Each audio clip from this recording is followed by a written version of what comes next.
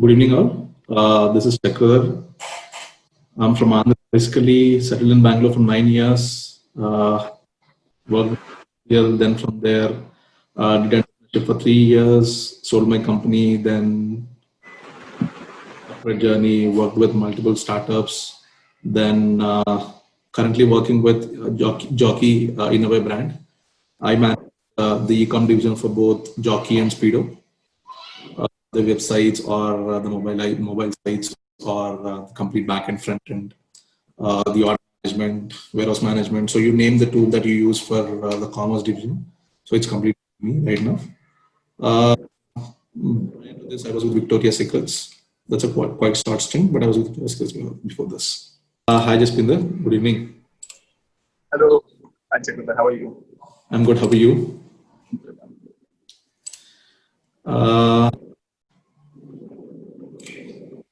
Okay, Jaspinder. Before we start, I'll take this interview in two formats. Let's start with grilling on a bit of your understanding of product management and the concepts of product management. From there, we'll move into situations or how will you react depending on the situations or based on the situations. Then from there, depending on the schedule, we will grill on my approach towards the same questions that I'm asking on and how will I solve those questions if it comes to me. Then any Q&A you guys have, I'll be able to help you out. Sure. Okay. So first question is, if I ask you to take a fresh product, now let's say a startup who is starting a new business, if I ask you to start give them a product strategy or a product vision, so how will you jot down or what will be your inputs to start doing that or how will you do that? It's a new product, right? It's a new product. So there are a couple of things that at first I would like to know before starting. So what exactly is the company into? What exactly is the product they are working? Let's take an example. You're coming from Renew. So if Renew is starting fresh or if they're starting for the first time, how will you jot down the vision for the product or how do you start on the product strategy for them? So let's say Univa is the company and they're starting. Okay. So what are the target segments they have? What exactly is their business model? Are they targeting directly end customers or insurance agents? So it's an insurance product where they are selling insurances to P2C customers. So they are marketed for all the insurances. So if they're coming out with that, so how will you jot down that vision or product strategy for them? B2C and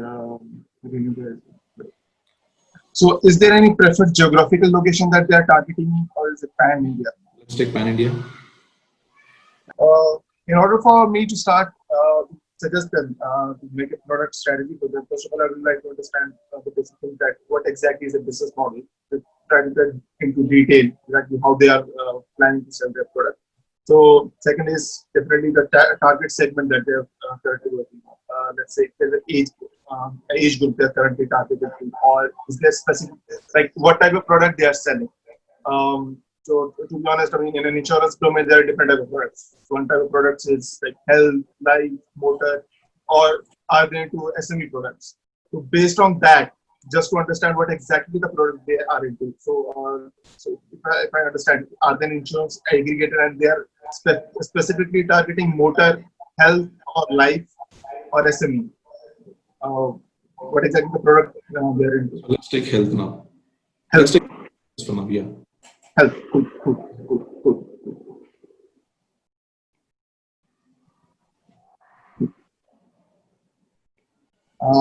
So they already have integration with other companies, or they're just starting fresh. They don't have integration. They have to start the business model. They're starting the business model. That's it. Cool. So there's no.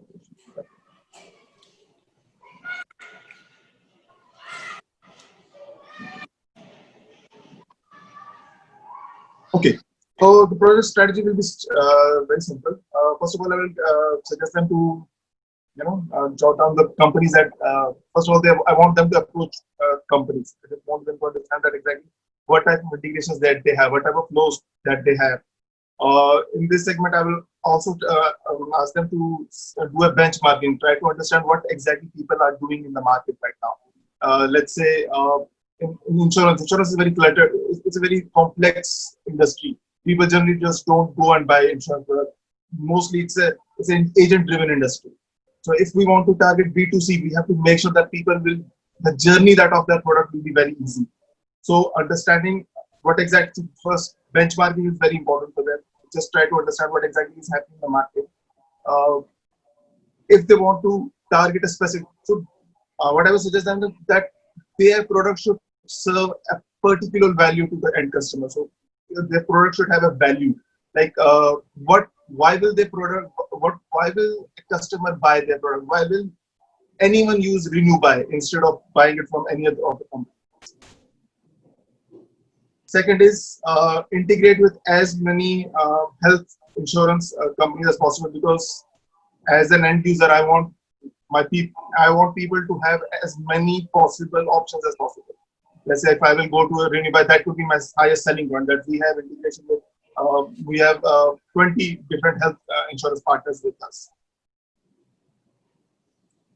Second is we have to decide what will be. Now we are working on directly B2C model. So what we can say is that the commission level will not be much. So we have to understand what exactly will be the commission. So in case of payouts, how much payout will be? Pain will be less, right? Pain. So how exactly will be the payouts? Whatever payouts I will be giving. Taking an example of Echo, like their insurance premium is very less as compared to other companies in the market. So that would be one of the things that we can start. So once I start doing this, so this will start working in parallel, right? So I need to they'll start working on different models. Once they have done it, once this is the whole part of it. So now they don't have integration. First, they will create a basic platform, basic thing, how journey will work based on the benchmark that they have done for the market. Then they will integrate their product, and then based on that, they will start selling that product. Now it's a B2C company. They will use different social media. They will have to do target marketing. They will have to do ads. Maybe they can start with a small bunch of, maybe a small group of people that they can actually get a basic data out of it. In this case, hire as many insurance agents as possible, just to get, because insurance agents will come, the lateral hiring will always come with a number of partners, number of end users associated with them. So this will help them to have a little bit grasp in the market. So word of mouth will help in this case. What we can do is we can directly, they can directly contact insurance agents and ask them to help them, basically a distributed network. Instead of giving payouts directly to the customer initially, we can just give it to the insurance agents and ask them that they can help us sell our products. This could be initial. Once we know that, then we'll start adding more products. Once that is done, then we can go all over. We can just do ads, targeted ads. We can do TV ads. So this will be my initial strategy for their complete journey. But for product, it will be very different. For product, it will be completely research oriented, because now I don't have a product. What I will start with, what exactly. So now I have to understand that as an insurance agent, the biggest difficulties right now is operations. So it's a very operation driven industry right now. The biggest problem that people are facing is to get a cover note. That's not easily accessible. What I will do to make it accessible? So in case for me, I will need an ops team, someone who will sit with me and do all the renewals, endorsement, all these cases will be taken care by them. So for me, technical as well as operational point of will have to work in tandem. They cannot. So I cannot just make a product and sell it to end customer. I have to make sure that my operation team is always there to support it, because because right now if I have purchased an insurance policy with them, there will be a lot of things. Endorsement will be one of the cases. Cover note will be second case. So these are the things that I will be currently working on. So in parallel, how ops will be working on, and how initially we can skip telesales and other parts, but for me, this is something that we really need to work on. So once our platform is ready, once it's ready, we can roll it out to the people, and based on the data that we receive from them, we can keep on enhancing that. Okay. Let's move to the next question. So as a PM, what would be the three skill sets, or what you see as three top skill sets that a PM should build? Top three. Are we talking about soft skills or technical skills? Any skills that you think Okay, cool. combined list put together? Okay, so I'm assuming we're talking about a technical product manager, which I am currently. So, understanding of technology. You should, even if you don't know technology, you don't know how to code, but you should know exactly how things work. You should know exactly how to understand the tech stack of any company, because that's something that will give you an edge. That will help you to coordinate with all the developers, designers in your team. Second thing that you really need to understand is how good your communication is, how well you can write your requirement documents, because you are acting as a bridge. You're taking requirements from someone who doesn't understand technology. You're writing document for someone who doesn't understand business. So you have to act as a bridge, and your document is something that everyone will, from design team, later stage of the design team, to the developers, even to the QA team. You need to understand that writing a PRD, that document, that language. Now, when I'm talking about language, it doesn't mean your English. It's about the type of thing that, let's say if your development team is using libraries, so your design should make sure that, okay, they are using libraries. It's not like that you have to create a box and say, oh, I have to create this. This is something that, and data-driven approach. You cannot make decisions based on your experience, because that it will create bias. So you need to have that data in your hand. Even if you're working on a small internal teams, make sure the decisions, you understand data, you understand the flow of data.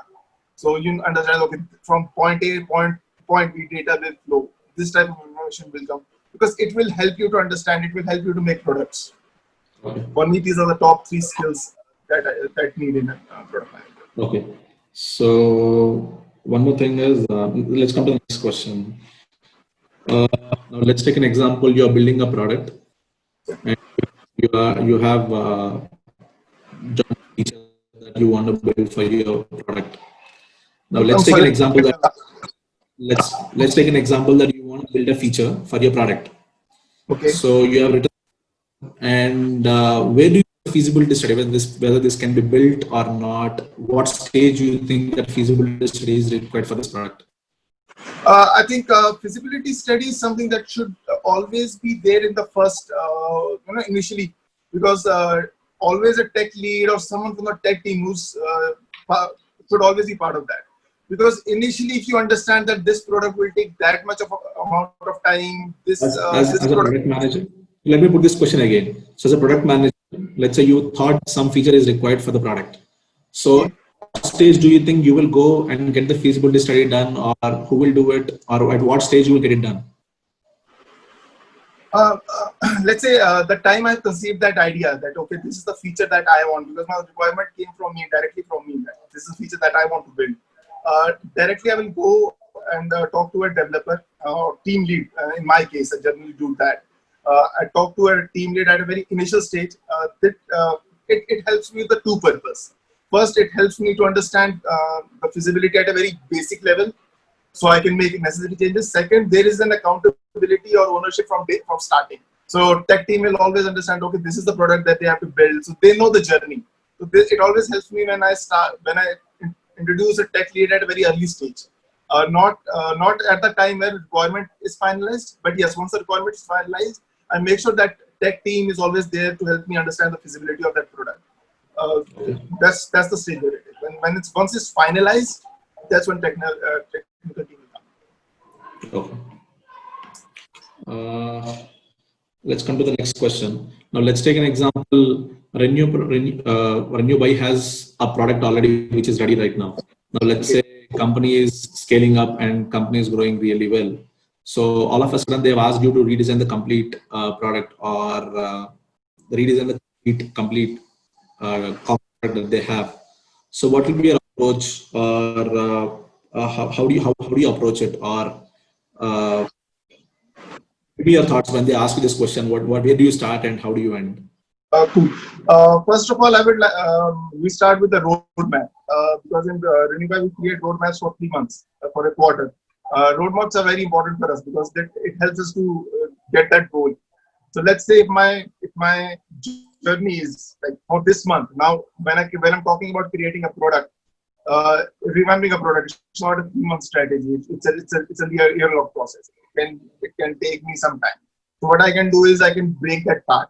So what are the things that they need in the next quarter? What are the features that they need right now?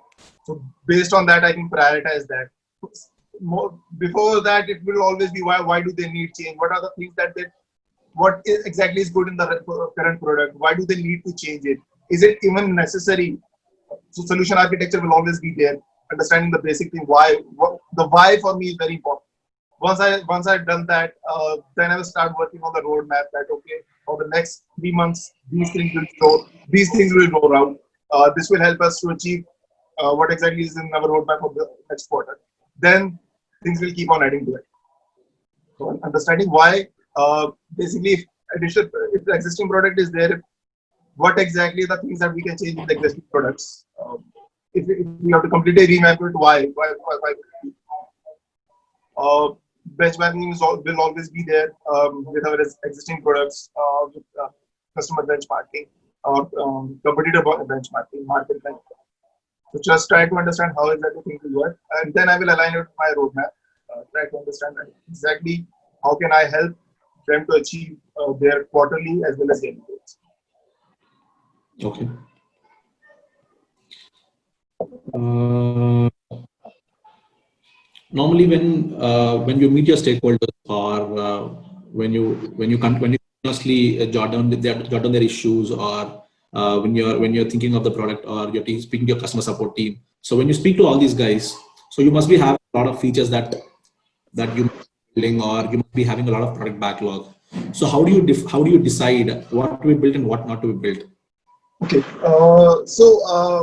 Mostly people when we talk to stakeholders, they don't come to us with problem. They come to us with solutions, and they expect to build that solution. So that was the first thing that I say. So I always when someone come to me with a problem, I always jot it down and make sure that all the ideas should come keep flowing. I'm not some type of person who just restrict you just because I don't feel it's good or bad. So I keep it in a log. So we have this we called it idea bucket. We keep that idea. Now, once we have it, so we review it after some time, mostly it's after 1 week. But what I do is that I sit with my team, I try to understand what exactly is the roadmap of this quarter. How many of these features are already in our roadmap? Now, once we do that, okay, if it's in roadmap, okay, it will be according to the plan. Second is I need to understand what exactly the urgency is. If that feature is so important that it will act as a showstopper. Without it, nothing will happen. So definitely it will go to the priority list.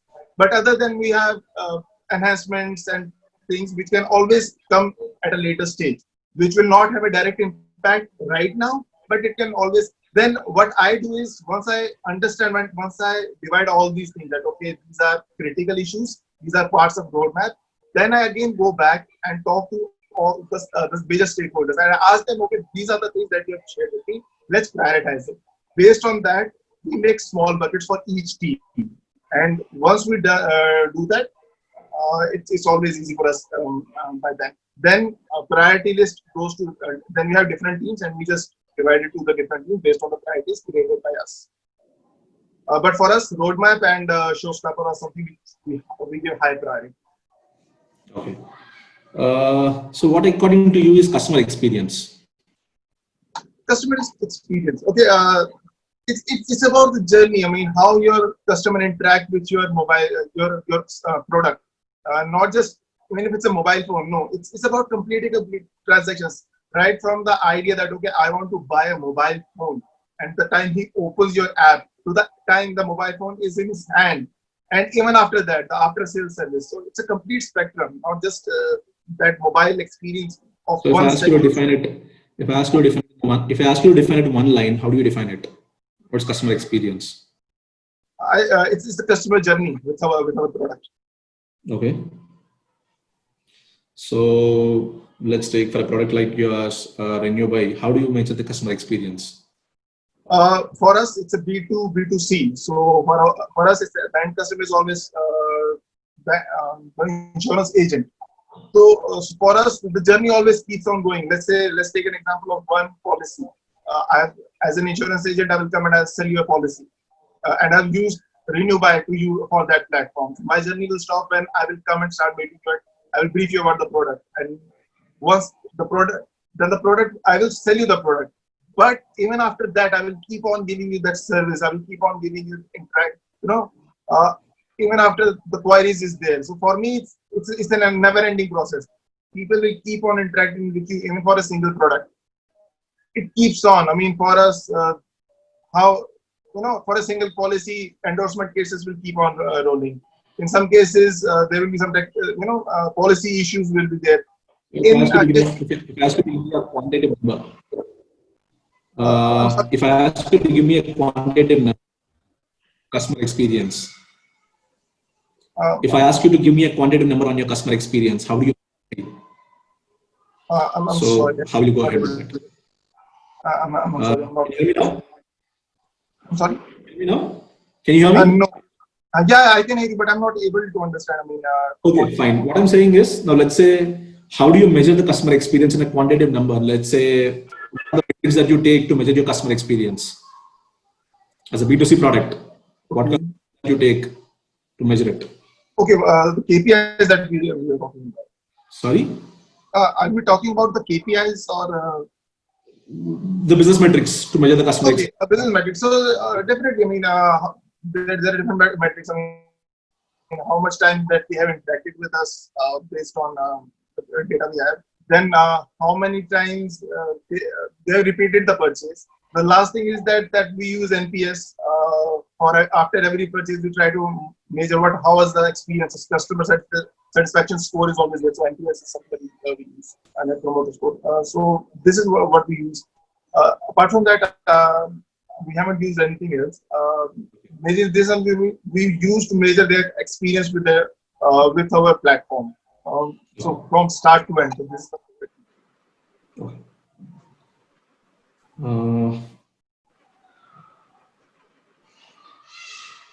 so there are two sides of the coin for a product manager. One is to get the feature built and to make it a success. Yeah. So if you are launching a feature, so how will you handle it, or how will you drive it to success, or how will you, let's say, metric that you take for a particular feature. So how will you drive it to success? Okay. Okay. I will take my example. So I'm currently working as an internal product manager, and for me, recently I created a product called Partner Mapping System. I created a product, and now I had no idea how to measure it, because for me, if one person will also use it, it's a success, because before that no one was using it. So I started working on it on a very weekly basis. That okay, what will be the score? So I created a benchmark that, let's say I have 400 people. Initially, I want at least 50 people to use it in the first week. So so for me, it's always about weekly scores. I always keep small scores. I don't wait for a month or 2 months. I just keep, sometimes it's bi-weekly, sometimes it's weekly scores. Just to try to understand that, okay, how many people are using it? If the number are using, if the number is increasing for me or not. That's how I try to understand that, okay, people are using it. But for me, obviously, the deployment is something, training, deployment, because that is our product. Deployment, training, this will all be part of it. Plus, once it's deployed, I always keep a close eye on that, how many people are using it on daily basis, how many requests are generated. So let's say there is an existing medium, people are using emails to use partner mapping. Is the number of emails getting reduced or not since the time I've deployed it? If the number of increasing or not, same number is increasing for me or not. So my opinion is that, okay, in 1 quarter, I have to just reduce it. I don't want people to use email ID for that. So after 1 month, now I can say that it's successful because people are not using email IDs, to use complaints. They are using it, my product. That's something that I say, okay, yeah, people are using it. Because for existing team, yes, it will be difficult, but people coming new to our system, for them, they have to use it. For existing user, for those 400, I set a score that, okay, first week, these many people will come, 2 weeks, 3 weeks, 4 weeks, and moving on. Okay.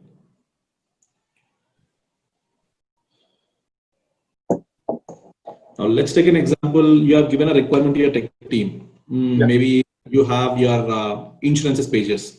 Let's say you have all your insurance jotted out. There are filters according to the price or a sorting option or the layered navigation options that you have on the left hand side. So suddenly you have asked them to introduce an AI algorithm or something of such sort. With once you launch it, has increased the page load time by 2 seconds or 3 seconds or 4 seconds, is hampering your experience or which has gone wrong, which is not in your control, but this is pure tech. But how will you, because customer is getting customer is tackling it right now where he's facing the issue right now. So how will you, Understand. how will you Uh, handle it? yeah. We faced a similar issue, not using AI, but we started uploading videos during that. Anything of such sort, any feature Yeah. that you release, So, something of such sort happens. so what we did is we wanted to increase people interaction of our mobile app with our end customers. We wanted people to use it by themselves rather than us giving them training. We started introducing videos in the page. What happened was the load time increased. It started hampering the user experience. People were always like, it's not refreshing, it's not loading. That was something for us that was the most important, because we rolling out videos were not something that we wanted. We tried to understand that, okay, how, if there's something that we can reduce the size of the videos, or we can just uh, make sure that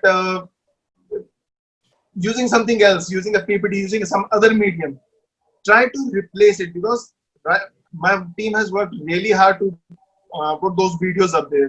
I cannot just remove it just because, well, I can find alternate ways, but I cannot just remove a feature just because it is reducing. Obviously, for some time, yes, people who are using my product, they will feel that, okay, the user experience is little slow or the refresh rate is little bit slow.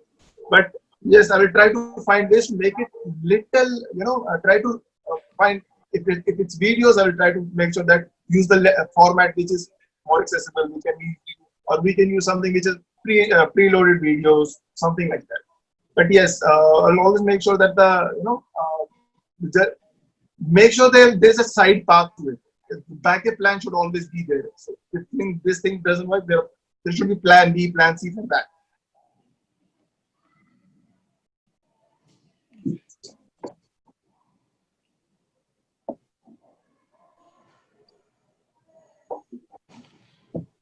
So one question is, what are your inputs now? Let's say when you're asked to build a roadmap quarterly, or how do you interact with the business, and how do you come out with a roadmap, and how do you make sure that all the stakeholders are happy with the roadmap? Yes. Once, I mean, at the start of every month, we get this roadmap that, okay, this is the goal for this month. Let's say we want to increase the number of activations, or this is the number of we want to increase sales. So yes, the features will start to go in that way. Plus, we always have that tech debt always on our back. That is something we always have to take care of. So it will always come down to that. Plus, the goal that the company has chosen.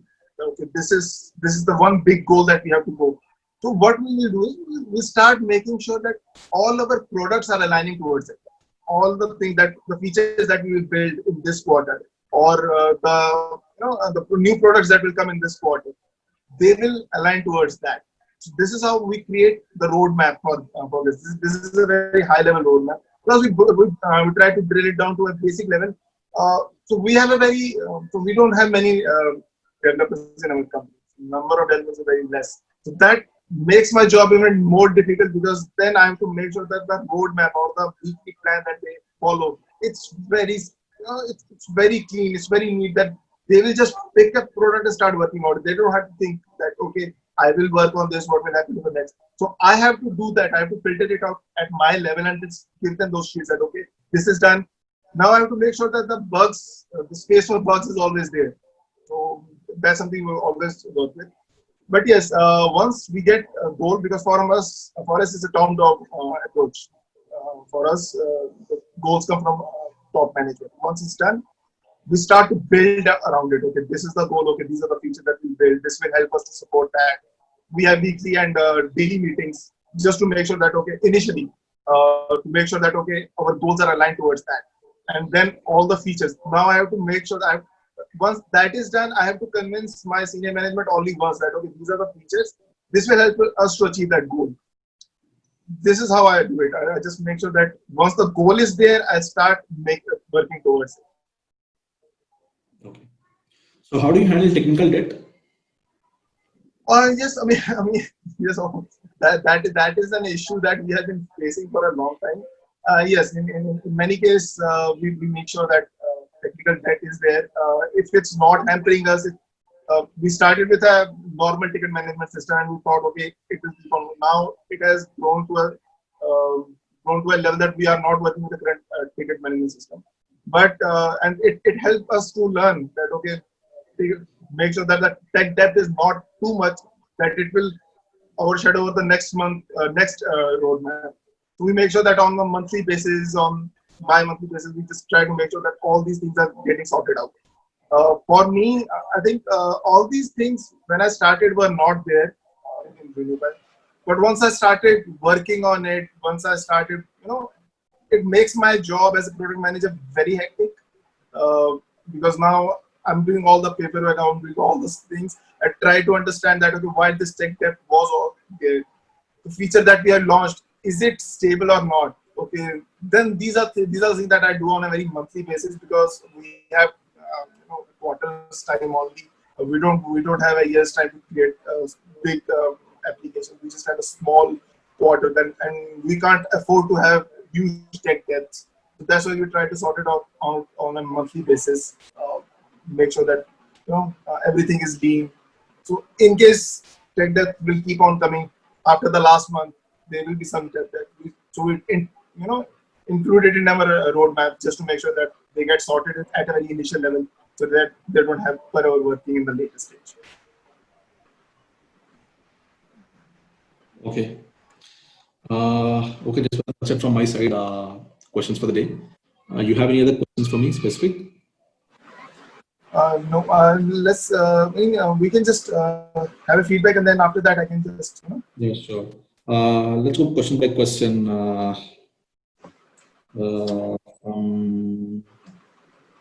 Okay. Let's talk about product strategy and vision. You explained around how will you target this, how will you target segment, and how do you journey and benchmarking. Then you go,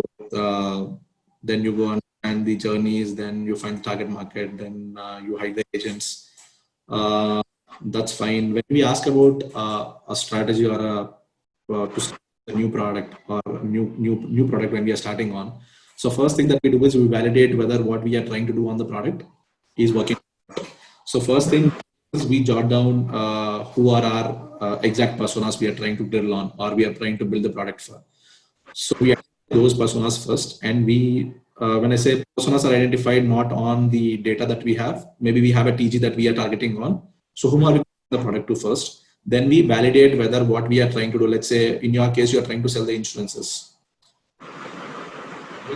Let's say there are a lot of companies which are selling it already, but if you are doing it for the first time, if you're doing it for the first time, how will you differentiate from them, or how will you have the customers, or will they actually buy it from them if it's not validated in the market? So you validate whether they come online, whether they are happy to engage it, because as you yourself said that this is pure business which is already there for ages. But when we are trying to find out something new, so what we do is we identify whether they validate or not. So even before we come out with a feature that we are trying to build, we validate whether our business model will work or not. So how we do is maybe we can start with the calculator and ask them, looking for such kind of things, maybe you can give a call here or you write a mail to us. Maybe we can. That's the cheapest way to validate whether the business works or not. Once that starts working, then we identify a way to start making it to automate things where whether this is a B2C segment where the customer comes once to our, because even I am into this B2C segment, I'm seeing customers for quite some time. Customer give us one chance to make a transaction. So if you're not converting it the first time, the second time getting him is very tough. So how are we to grab that front piece of it in order to make sure that his journey is hamperless? Then from there we start it. We start that way. That way, it'll make more sense on strategize how we should start the product, or how we should initiate a product strategy for our product. And from there, you come with the backend operations. How are you going to optimize the backend operations? Then you come with what are the modules that you think you can split it down to. There's a front end platform where you show the products to the customer, or there's a back end platform to manage your products. And once post purchase, how are you going to manage, or how are you going to capture the purchases, and then how are you going to manage him after that. So that's where you start it, and from there you take it back. Or when you think it is validating and it's working fine, that then you come from back to front approach, where I build my backend systems perfectly, saying, okay, fine, when an order comes to me, I can manage order at the volumes that we are doing it right now. Now, let's say when you start, all of a sudden you're going into volumes. You always grow according to your volumes and according to the turnaround time that you have for an order. So when an instance is placed to you, how much time that you have to the service to the customer, or to the customer. You consider all those things, then you start building your product along with the features.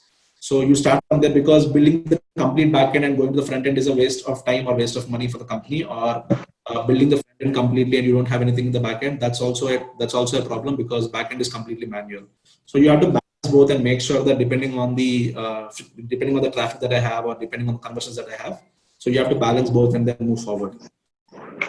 That's one. And second thing is the skill sets the PM should have. The first thing is, you said understanding of technology, then communication, then data-driven approach. Well, fine. From my side, if you say skill sets that the PM should hold, if you ask me, first thing is I should empathize the customer or the user. So have that listening capability, or understanding capability, or empathizing capability, that when a user is speaking, or when I have patience and understanding on accepting the feedback and understanding it. That's one thing. And second thing is understanding business acumen, as in when they what exactly the business is into, and what are we doing, how exactly we should have how exactly we should understand the customer. The understanding on the customer is the second thing. And third thing is, as you said, data-driven communication. So the communication is one thing that we should have better communication to manage people, because we have to balance people at all the sides. So it's third thing. And let's say, when I asked you about the feasibility study, when you do the feasibility study, you're bang on that. You as soon as you have an idea, you just get it validated. So normally we schedule a meeting to. Normally people do a book, and then before they drill onto a feature, they just check with the teams to understand whether this is feasible or not. Or so along with it, when we do a feasibility study, before even we do a feasibility study, normally when you take a developer and then understand it before, they straight say that it's very tough to do, or it is not possible, because there are a lot of ways that. I'm not saying that it's not that they don't understand what is the importance of the feature. So what are we trying to launch? So it's always comfortable for us to have a business metric and understand what is the feature impacting us, because as and when the developer says, we can't just accept much now, let's move ahead. Like, we can't say that. So we just have to understand what is the metric it is impacting on, and how are we going to bring it up, or what are the alternatives that we have. If the developer is saying that this is not possible, what are the alternatives? But this is mandatory for me. So you have a clarity around saying the importance of this feature for me.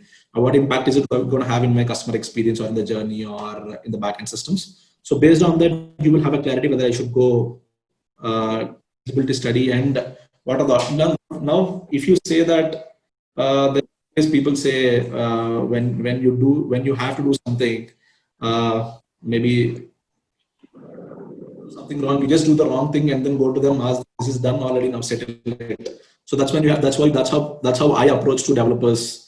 Guys, has to be done, and we initiated no other alternative. Now give me alternatives that you can do it. Maybe we can split it in multiple ways and then start doing it. If it's not feasible in one sprint, or if it is not feasible in 2 sprints, how long can we take it to finish? Depending on that, we prioritize. So we have to negotiate on that way.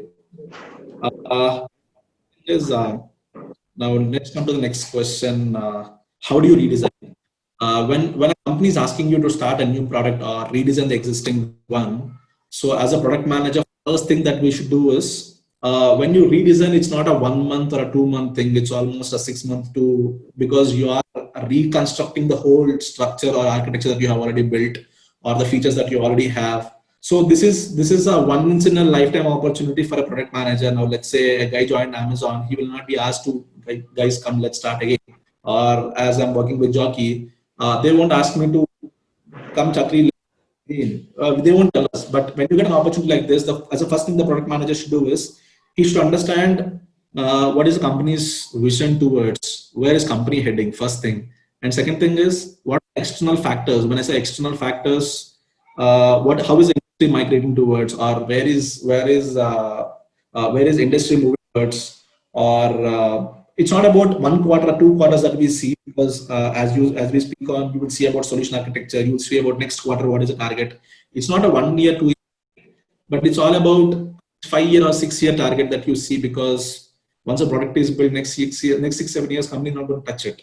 So you have to see how is industry moving, or how is a company, how is a complete customer journey is moving towards, or what is the expectations, what adaptability that have to bring in, what kind of roadmap that I have to be building in the future. So there's something called the intuition of, as well as being in the industry that you are there from the long time.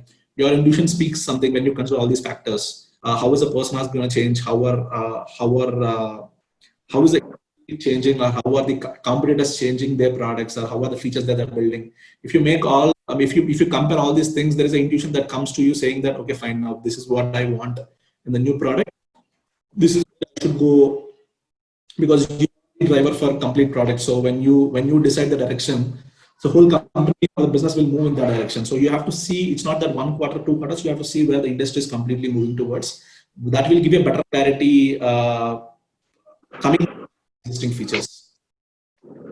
So that's one. And so how do you decide between what to be built and what not to be built?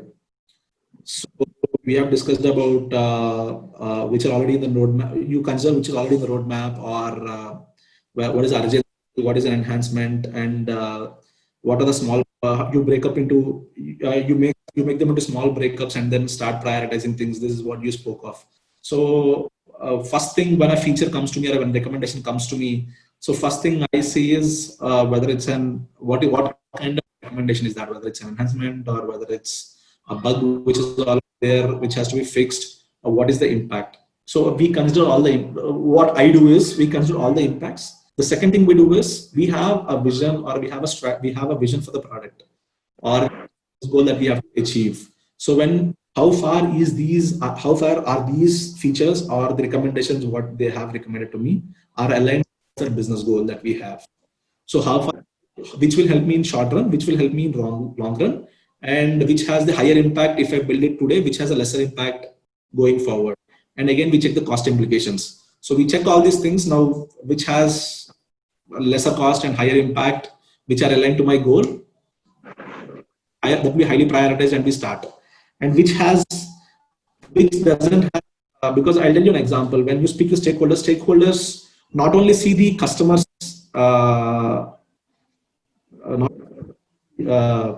customer experience, they also see their comforts, that their time should come down to work on it, so that I don't have any work, that a lot of things that I have to do. Let's take an example, a cataloging team that you have, they expect everything to be automized. But there are a lot of checks and balances why we do a manual upload, or why we do an Excel upload. There are a lot of checks that has to go through, or there's a process that we try building in the backend. So there are a lot of times people come with that expectations. So you have to accommodate those, but when you are prioritizing it, this is what I do when I prioritize what to be built and what not to be built. And at the same time, how do you measure the experience of your platform? So you said about the time of interaction, or the repeat purchases, or the net score. Bang on that, they're correct. But what happens is, any company, when you talk about experience, first thing they ask is, what's your, for a B2C company like ours, first thing they'll ask is, what is your bounce rate? When people are landing on your page, what is your bounce rate? Or what is the time interaction on the page, or time on the page, time spent on the page? And last thing is, how are you converting in? How much are you converting on? because even though customer is spending a lot of time on your page, maybe he's confused and he's rolling around page to page, but it's always around conversions. So the first thing I was expecting that conversions is the first thing any company should measure when they are customer experience metric. But then repeat purchases, or when the repeat revisits, or what is the repeat purchases or lifetime value of the customer, average value. There are a lot of things that we measure one after the other for a B2B company like us, uh, where they are the prime metrics for me then compared to the NPS score, or NPS. You take feedback, or when you have a feedback engine, when you ask some questions and when you get those answers, you drill them to a metric. What is NPS score for it? But without even getting a feedback, this is where you should start on to make, if you're looking at a customer experience. Then at the same time, how do you handle there was a question on once you launch the feature, how do you make it successful, or how do you make sure that the feature that you launched is going to be success? So for every product manager we have, so you give me answer on one person using it as a success for you because someone has started using it. But small scope, how many people are using it? You measure how many people are using it, or the training and development, how many reviews, how many reviews people are giving on for the product. So every feature launch will not have success measure, how many people using it or what. But there are a lot of features that we have to build on reducing the operational time, reducing the CAT of converting an order, or reducing the CAT of fulfilling an order. So there are a lot of things that we measure on the back end. So it's not about one person using it or two persons using it. So before we even build a feature, there's a metric that we consider as success. So when building a feature, there's always a metric that we drive. Why am I building this, or what am I trying to achieve building it? So whether it's going to be increasing my turnaround fulfilling order, or is it turnaround time in refunding an order, or is it my turnaround time for the customer to place an order, or I'm reducing the steps on my payment method, or what is that you have tried building it on? So when you're building it on, there's always a metric that you measure it. Unless your metric is measured, let's say if it is a backend feature that you're building it on, so you are the evangelist for that feature, where you have to go and speak about it to the teams. So you have to provide a manual to them, or you have to have a kind of session with them, explaining video for them, training it. So you said about the video, it was great.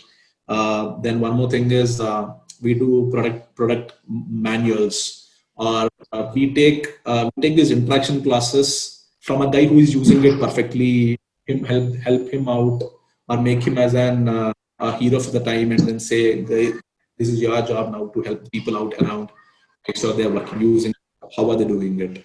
So it's always not alone that one person using it or using it is a success for us, but it's about the purpose why we have built it has to be served. Until unless that is served, it's very hard to measure that whether the product is successful or not, or feature is successful or not. So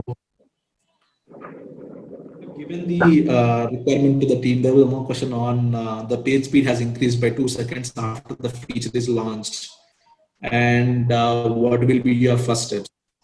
So I told you right about the B2C, where customer comes one time, and when it bounces back on lands on a page and the page load is going on, it's very hard for him to bring on, because he forms an opinion on our product, or he forms an opinion on our system already. So what happens is, so there should be two I formulate two strategies there. One is a short run and one is a long run. So when I say short run, is it a mandatory feature for me? When I say mandatory, this is released now. That means this is not something that is stopping my business today, or this is not a prime piece of my business, because this is not a P1 for me. When I stop it, all of a sudden it goes back.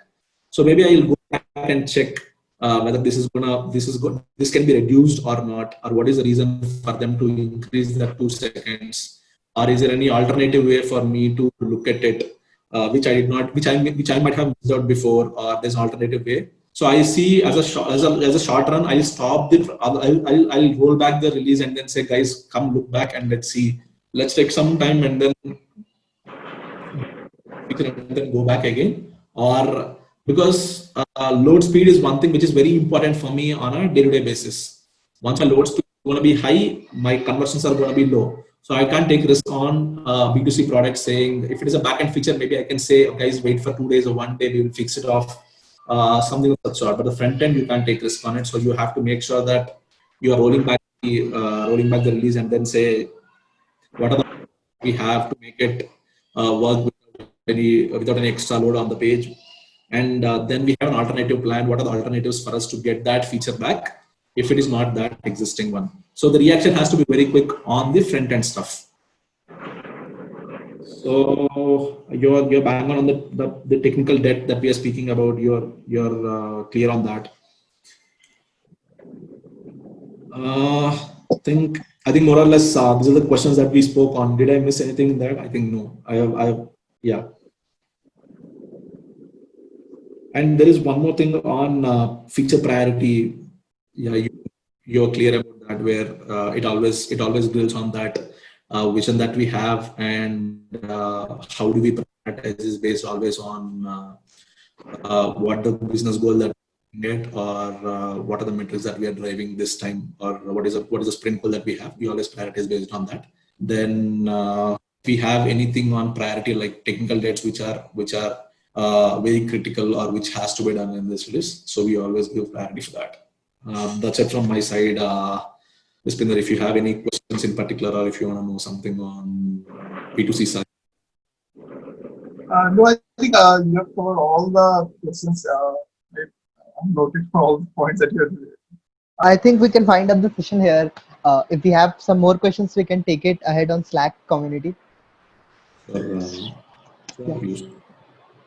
So thanks a lot for taking out time and conducting this session, Chakradhar.